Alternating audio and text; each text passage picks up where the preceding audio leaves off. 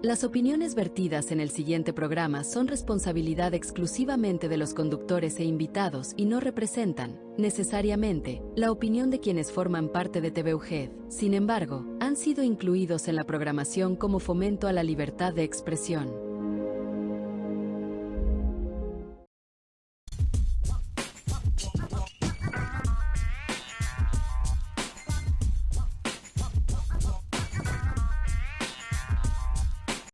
¿Qué tal, amigas y amigos? Bienvenidos a su programa Entretiempo.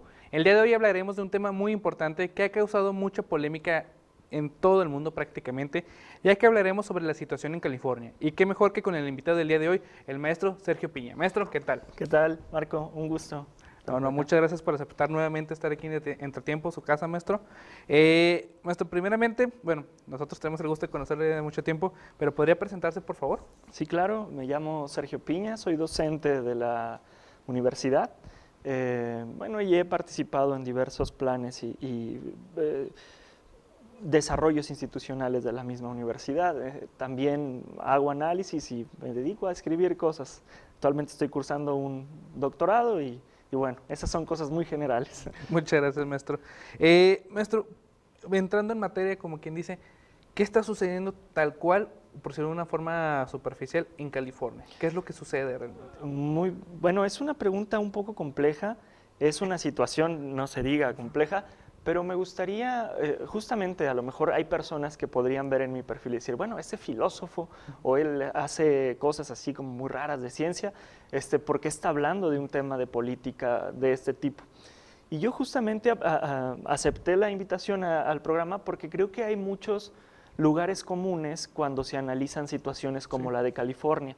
Entonces dije, bueno, si podemos aportar una visión a lo mejor subversiva, subversiva es que es por debajo de las cosas, ¿no? O podemos aportar una visión un poquito más analítica, puede ser más fructífero para todos. Entonces, ¿qué está pasando en California? Lo que está pasando es que Donald Trump, que es presidente de Estados Unidos, está, entre comillas, podríamos decirlo, usted dirá en casa, está cumpliendo sus promesas de campaña. Una de las promesas de campaña es precisamente que iba a elevar el número de deportados en contrastes con administraciones pasadas.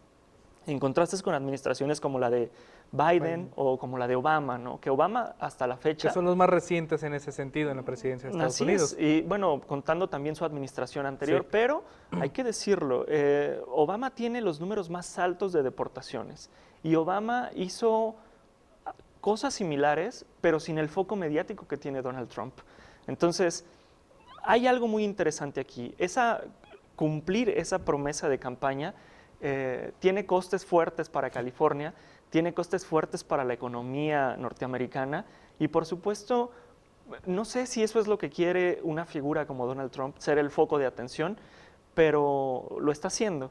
Y al mismo tiempo está generando algo muy interesante que se le llama efecto boomerang, ¿no? Que cuando uno lanza algo con la intención de que vaya a un lugar, de repente regresa con fuerzas que no podemos comprender porque no sabíamos que teníamos esa capacidad. Entonces el efecto boomerang es esto, ¿no? Donald Trump está diciendo, vamos a generar mayor deportación, vamos a ir contra los migrantes en su conjunto, porque él piensa que migrantes son mexicanos. Sí, es tema genérico para él. Ajá, y claro que no, o sea, es una diversidad de migración que hay. Entonces él dice, vamos contra los migrantes, y lo que hace es que fortalece, por ejemplo, a figuras políticas locales en California, fortalece también la cohesión que hay entre las personas migrantes, entre la diversidad de migrantes que hay, y también evidencia los claros oscuros de la constitucionalidad norteamericana, que me parece son temas, los tres son temas muy complejos, ¿no? Algo referente a la Constitución, que ellos se manejan de otra forma, hasta donde tengo entendido, porque tienen su Constitución política tal cual, pero cada estado es muy autónomo, por decirlo de alguna forma, porque si visto está en California ahora realmente. Pero, por ejemplo, un tema muy importante, de que se le critique mucho a Donald Trump, pero sí es cierto, o sea, está realizando a fin de cuentas sus políticas, está cumpliendo sus promesas, que no digo que esté bien, tengo que aclarar, pero claro. pero no se le puede criticar eso, estamos de acuerdo. Es que justamente... De antemano se sabía el plan. Es que esos son, precisamente por eso los análisis pueden llegar a ser un poco incómodos. Cuando uno hace análisis puede llegar a ser un poco incómodo porque lo que necesitamos es prescindir de conceptos muy normativos, es decir, está bien o está mal. Eso funciona, digamos, a un nivel muy básico porque sobresimplifica las cosas, ¿no? O sea, por ejemplo, para un intolerante a la lactosa tomar leche no está bien, o sea, de hecho está mal tomar leche, pero eso es sobresimplificar porque estamos, digamos, llevando a cosas más superfluas elementos que no llegamos a comprender. Igual en estos casos, cuando hacemos análisis político, tenemos que evitar sobresimplificar.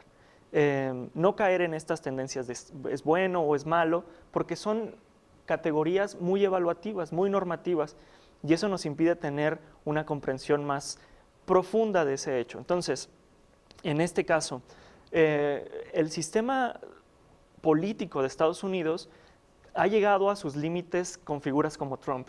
No solamente con figuras como Trump, o sea, podríamos hablar históricamente que también con figuras como Ronald Reagan llegó a puntos muy álgidos, es decir, limita demasiado esas estructuras políticas y eso hace que haya ciertos quiebres, eso haya que haya ciertas rupturas o que haya vacíos legales.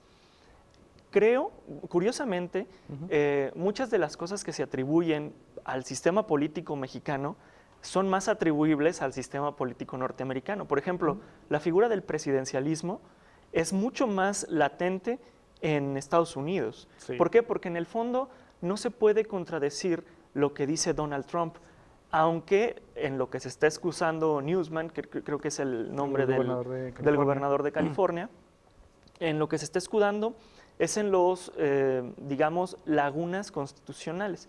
Porque, por ejemplo, en California se le ha conocido o se le ha considerado como la ciudad santuario para los migrantes, ¿no? ¿Por qué? Porque tiene una legislación bastante de avanzada en la que hay mayores protecciones. Más liberal, por decirlo de una forma. No sé si la palabra sea enteramente adecuada a liberal, creo que más bien es más proteccionista. Y justamente, y eso es lo que choca, pues digamos, las categorías políticas de liberalismo o conservador no pueden ser tan adecuadas para entender la realidad. Bueno, de en los Estados contextos Unidos. de los partidos en cuestión, pues sí terminan siendo más liberales. Sí, por ejemplo, Trump es un liberal, ¿no? Sí. Es un liberal. ¿Por qué? Porque apela al libre mercado, porque apela a las libertades individuales, las más álgidas, incluso las menos sostenibles por visiones democráticas. Y hasta cierto punto.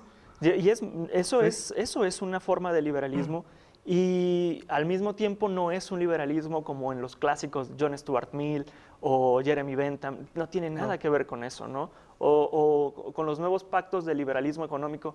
Por eso nos metemos un poco, nos empantanamos cuando queremos dar un análisis un poquito más cuidado en este sentido.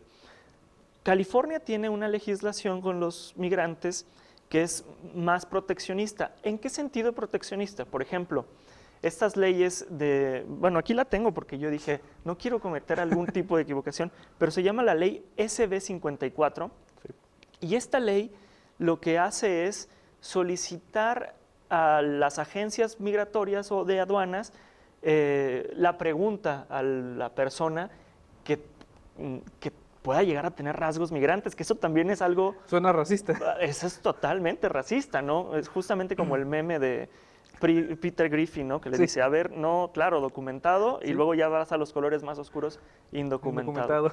Entonces, ahí es la protección, es la garantía de no deportación, o a menos de que pruebes que estás en regla, ¿no? También un detalle muy importante que en la investigación que se realizó, sí figura una parte muy desconcertante, porque es todos los migrantes, o sea, latinos, o sea, no mexicanos, latinos en general, pero no solamente existe esa figura en Latinoamérica, también vienen migrantes de otros países, de otros, incluso continentes, África, Europa, y se maneja solamente en esta parte. Ahí hasta cierto punto suena muy racista, siendo honesto, pero sí es como de, oigan, pues, ¿inmigrantes es nada más para el sur o es para todos? En esa idea. No, para Trump ¿El sur? sí, con figuras como Trump que son muy, no me gustaría decir la palabra histriónico porque tiene connotaciones bastante sexistas, pero teatral, creo que es la mejor palabra. Un personaje. Sí, figuras teatrales, así como Trump, que les gusta mucho figurar, que les gusta... son ejercicios, digamos, de una política interna para tensionar y al mismo tiempo para figurar, ¿no? Para hacerle saber a su electorado, a sus votantes, que son una minoría, también hay que decirlo, bastante reducida por los mismos sistemas electorales que tiene Estados Unidos. Es un mensaje para su electorado, diciéndoles, lo estoy haciendo. Pero a nivel fáctico, o sea, ya a nivel de hechos, a nivel de, digamos, de hacer contrastes internos en Estados Unidos, pues nos damos cuenta que es una estrategia que no es sostenible, ¿no? Que no puede sostenerse y que justamente lo que comentaba al principio, genera el efecto boomerang. Entonces, lo que quiere hacer termina por resultar el polo opuesto, ¿no? O lo diríamos en visiones más contemporáneas, le salió el tiro por la culata. Está haciendo mayor cohesión social, está posicionando a figuras, insisto, locales como Newsman, está, pues sí, está tensionando demasiado los hilos estructurales del sistema político norteamericano. Y estamos de acuerdo que, bueno, figura más en el estado de California, porque es centro, sede prácticamente de muchos latinos. Ajá. Pero no es el único estado que tiene latinos en sus filas, por decirlo de una forma. No, y justamente eso es una de las cosas que yo también encontré cuando empecé a trabajar en esto. Yo empecé a encontrar ciertos detalles, porque California es muy amplio, ¿no? Sí. Entonces, por ejemplo, en Kern no se coopera coopera mucho con la ICE, ¿no? Con esta agencia de Estados Unidos que es la encargada de las deportaciones. Los Ángeles no coopera con la ICE. Por lo mismo. Sí, y esto genera también que en California exista desplazamientos internos, ¿no? O sea, que en un condado, que en un distrito, si lo queremos tropicalizar, que en un municipio, Sí. existan estos desplazamientos migrantes al interior de las mismas ciudades. O sea, yo insisto, California es un territorio amplio y en este territorio amplio hay estos desplazamientos porque hay espacios donde están gobernados por republicanos, donde están gobernados por demócratas, y esto también abre la brecha, yo insisto, a que el sistema político norteamericano está en límites muy frágiles, un bipartidismo que al parecer ya no agota enteramente las demandas populares, ¿no? ¿Está quebrantando prácticamente el sistema político de Estados Unidos? Sí, se podría decir. Maestro, ¿qué le parece si continuamos hablando de este tema después del corte cultural? Sí, claro.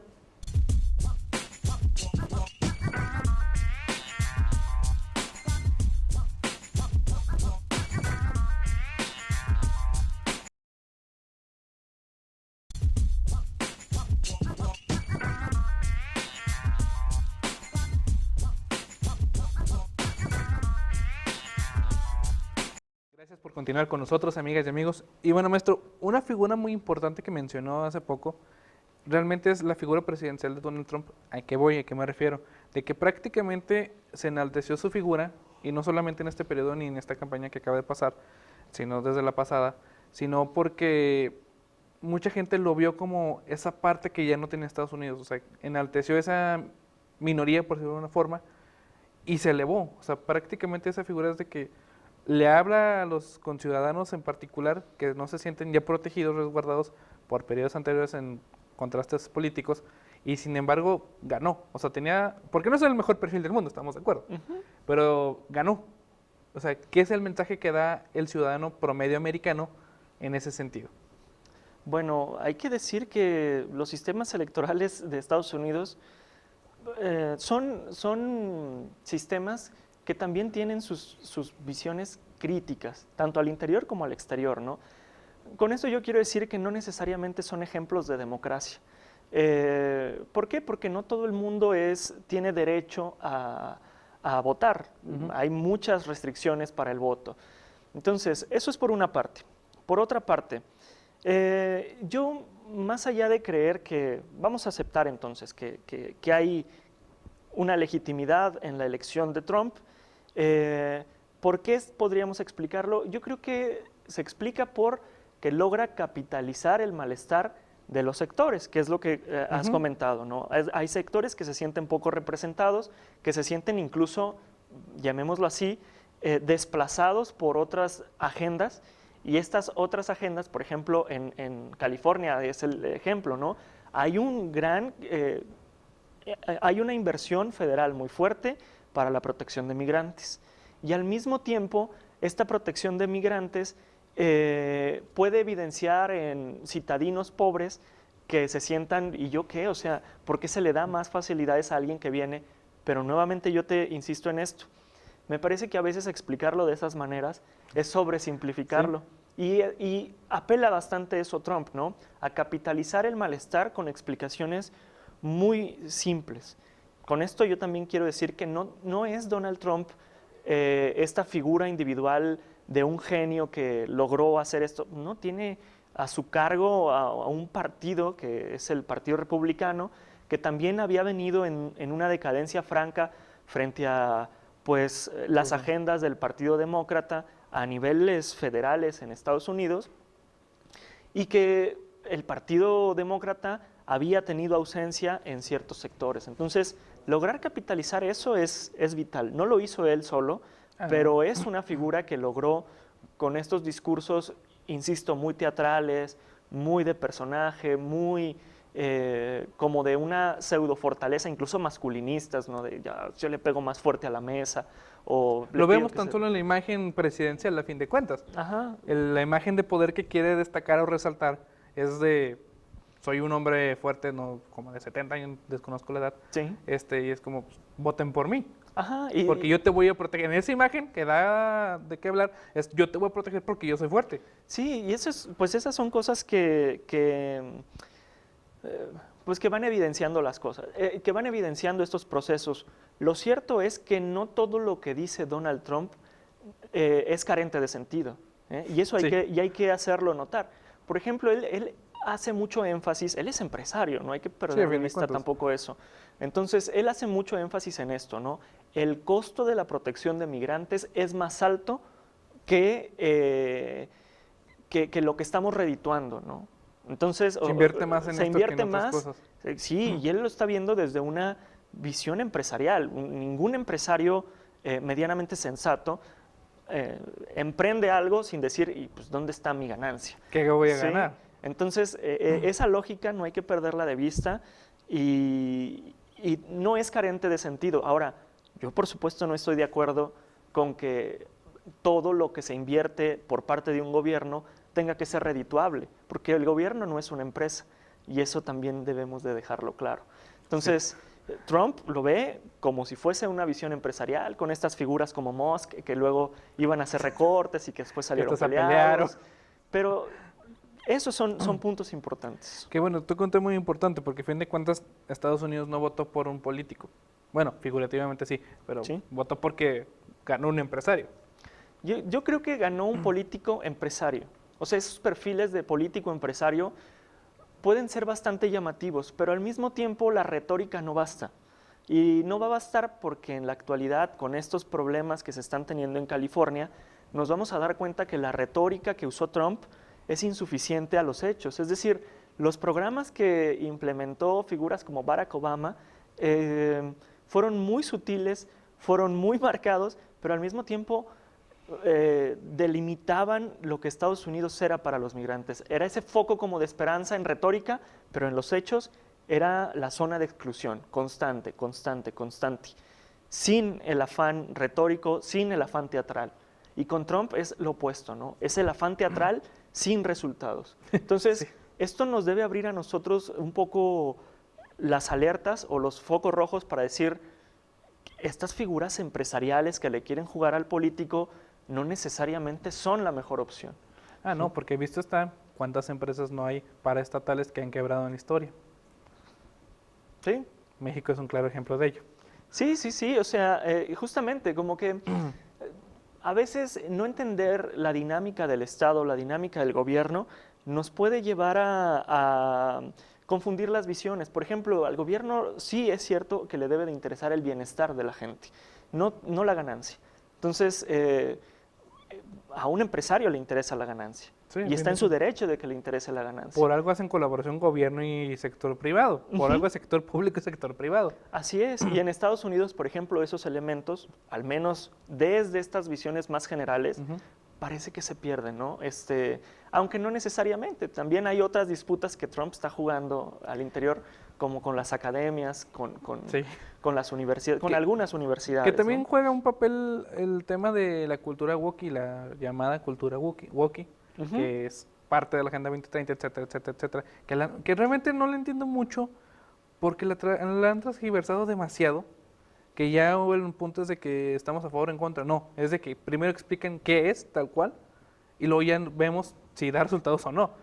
Sí, sí, precisamente, ¿no? Por ejemplo, en Estados Unidos se había caracterizado por una libertad de cátedra fuerte, ¿no? Sí. Pero a un grado, por ejemplo, en el que, no sé, digamos, figuras creacionistas o espectros del creacionismo, de teología, estaban acaparando también materias como biología. Entonces Sí. ahí es cuando entran en conflicto dos formas de interés.